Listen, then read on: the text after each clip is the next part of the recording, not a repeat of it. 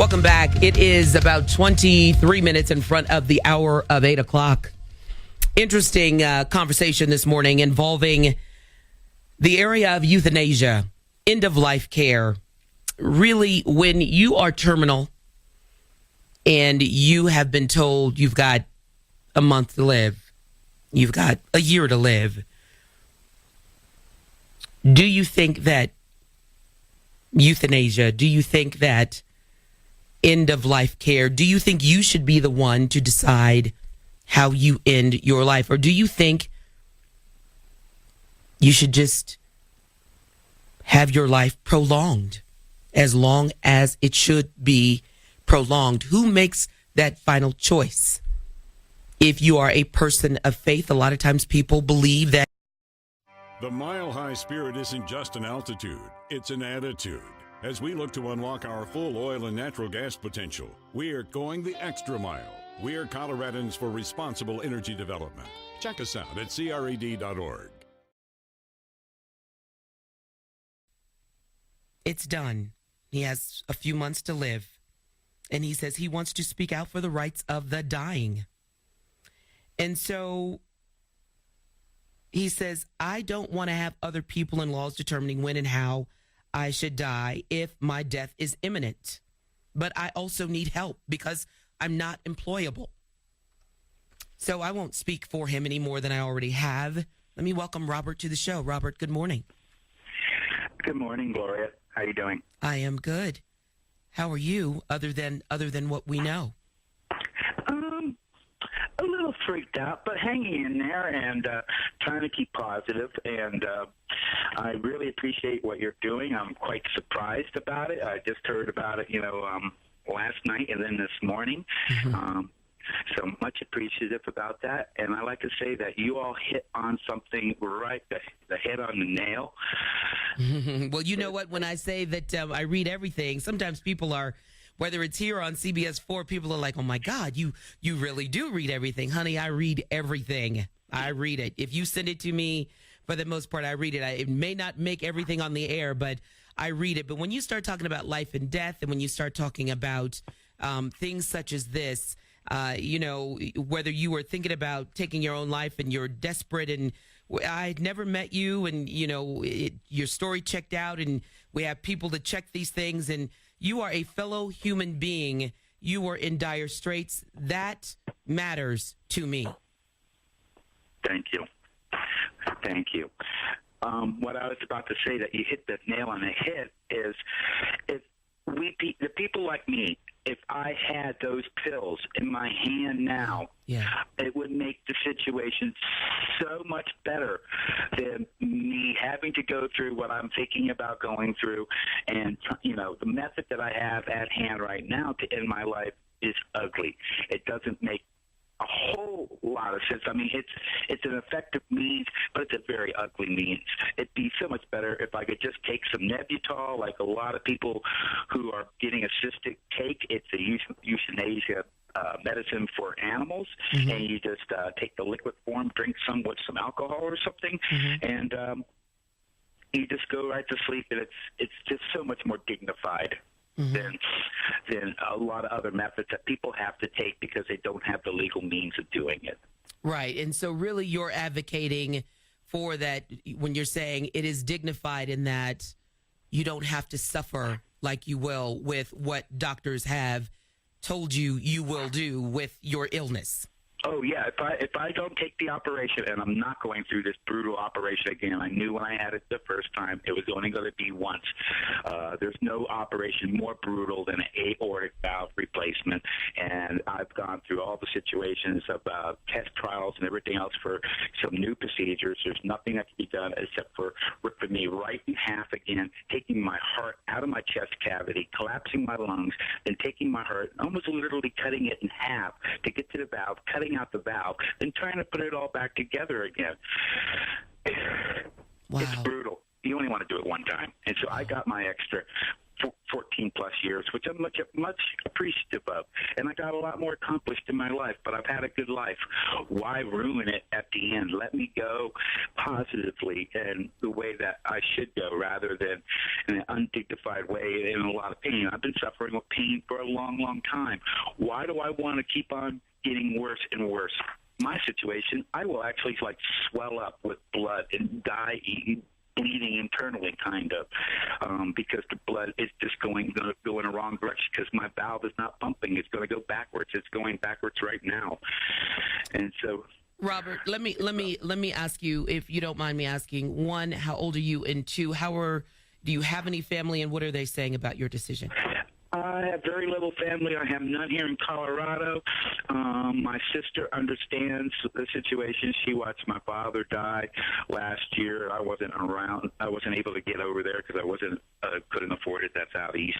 Right. So the family is well aware of the situation.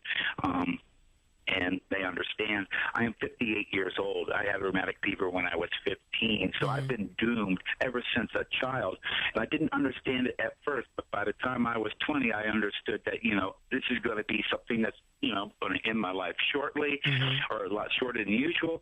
And the fact that we got Republicans to have these death panels that are keeping people like me from ever getting health coverage because we are denied as soon as they ask you the question, have you ever had rheumatic fever? And you say yes, they don't ask no more questions. You are off the list. And so because of that, when you talk about, because for folks who don't understand that, explain that when you talk about rheumatic fever, and because it exposes you and what that means, what the implications are is what I'm getting at.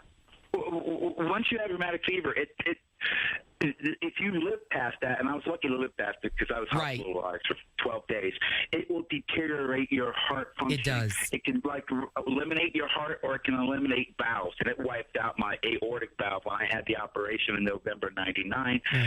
It was 70% gone at the time, and we took it right down to the last day. And the doctors here in Colorado wanted to do the operation earlier in my life, and I just said, no, I want to hang on. Right. But whenever I would leave Colorado, or Denver specifically, because we have the best socialized medicine here in Denver, whenever I leave here and I'd go back out east, like I'm from Florida, there is no health care. When I was living in Knoxville, Tennessee, I checked with all the people I could there, and there was nothing I could do, even with money, because I didn't have enough money, and nobody would give me insurance. TennCare, which is the government care for the state of Tennessee, told me I would literally die if I stayed there. That's one of the reasons why I moved back to Denver in February of '99, and I ended up having an operation 11 months later in November. Well, let me ask you right now, then, Robert. How can we help you? How can AM 760 listeners help you? Well, I hate to say, because I've always been, self-supportive.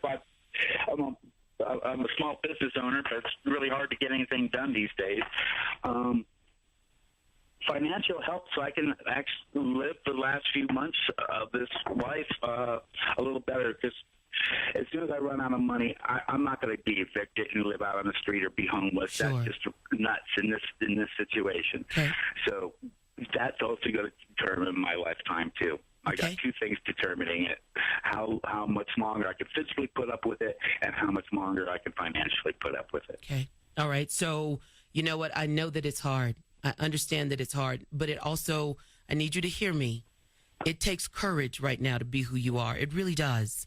So I need you right now to hear me. You have a microphone. You have the ability to talk to a lot of people. You have the ability to advocate on behalf of a lot of people who did not get through, whose letter did not get read, who did not get validated, who did not make it through. You made it through. I need you to step up. Tell me what you need, Robert.